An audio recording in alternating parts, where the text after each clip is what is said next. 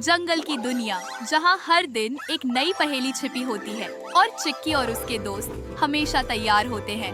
सुबह का वक्त था, धूप नरम थी लेकिन हवा में एक अजीब सी चिपचिपाहट थी, जैसे कोई गीली चीज जमीन पर फैल गई हो। और तभी जंगल के पुराने रास्ते पर बंदर गैंग एक बड़ी चाल चल रहे थे। हा हा हा, लो लो मोबो, देखा यह पेड़ों का गोंद कितना चिपचिपा है। अब हम बनाएंगे एक बद्धा जाल। लेकिन बोबो भैया, हम यह जाल क्यों बना रहे हैं? क्या हम मछलियाँ पकड़ देंगे? मछलियाँ Yes, of तो course. पानी में होती है। लो I लो, see it बोबो का now. प्लान है छोटे शैतानों को फंसाने का।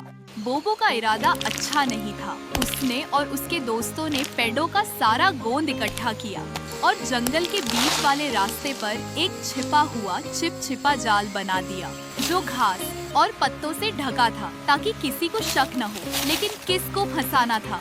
दूसरी तरफ चिक्की, चिंकू और पिंकू ताजे बीज ढूंढने निकले थे। टोनी तोता और लिली बुलबुल उनके साथ हवाई जानकारी दे रहे थे।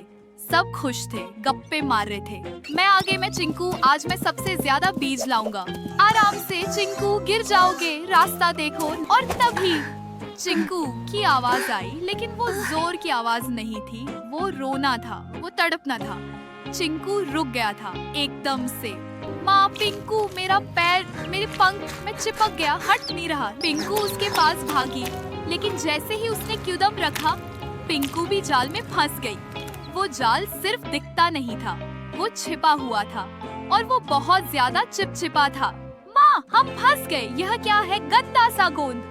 चिक्की दौड़ कर आई, लेकिन वह जानती थी अगर वह भी उस गोंद पर कदम रखेगी तो सब फंस जाएंगे। उसकी आंखों में फिक्र थी, लेकिन दिमाग में शांति।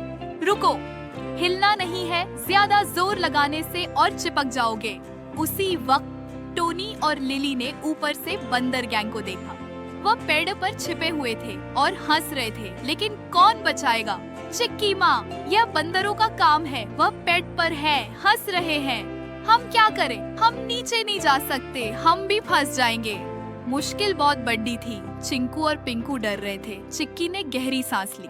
अब प्लान बनाना था, ऐसा प्लान जो बंदरों को उनका ही सबक सिखाए। लेकिन कैसे? चिक्की ने जल्दी से टोनी और लिली को इशारा किया। टोनी बहुत तेज था और लिली की आवाज बहुत मीठी थी। चिक्की ने धीरे से प्लान बताया। टोनी और लिली हवा में गोल घूमने लगे। अरे देखो देखो, नीचे जमीन पर कितना बड़ा और मीठा कीमा पड़ा है, शायद चिक्की ने फेंका है। ले लो मीठा मीठा गोंद। बंदर भाई, जल्दी आओ, ढूंढो।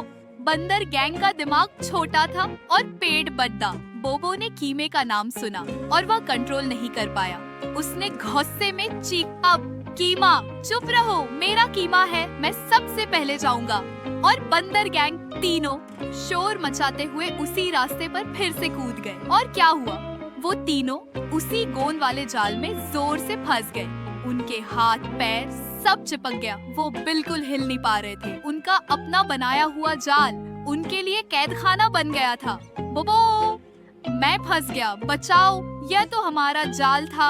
अरे मैं नहीं हिल सकता। बोबो, कीमा कहाँ है? धोखा। चिक्की और उसकी टीम मुस्कुराई। बंदर अपनी ही चली हुई चाल में फंस चुके थे। चिक्की ने चालाकी से काम लिया। उसने जंगल से कुछ मोटी रेत, सैंड और सूखे पत्ते इकट्ठे किए और धीरे धीरे चिंकू और पिंकू के पैरों पर डालना शुरू किया।